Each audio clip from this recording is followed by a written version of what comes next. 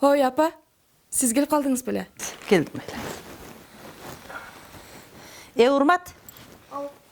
Телефоныңды қой отырчу балам, келші мындай. Кел.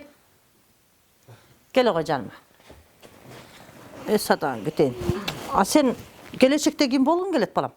Режиссер болом. Режиссер? Ой, азамат. Сен бүгін кітап оқыдың бу? Жоқ.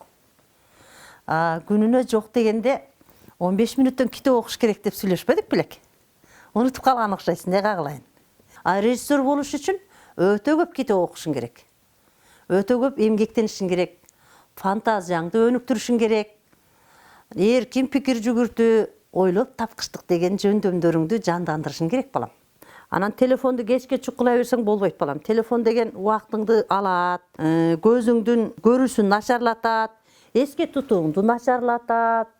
Андан көрө фантазияңды өстүрүп сен китепти көп окуган жакшы болот балам. Түшүндүңбү? Текчедеги китепчеңди алып кел. Бар. Мен ашкемди да ала кел. Бала чоңдордон өрнөк алат балам. Өзүң баш болуп, өрнөк болуп китепке кызыктырбайсыңбы?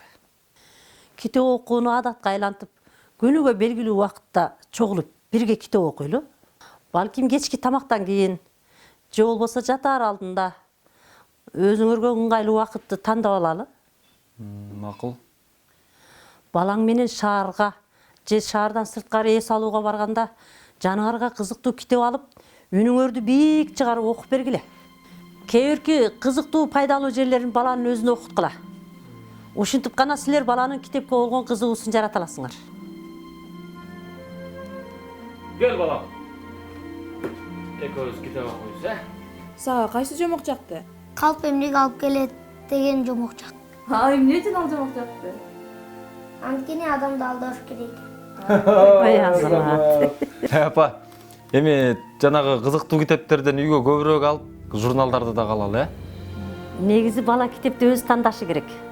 Ал окугусу келбеген китептерди алып бербегиле.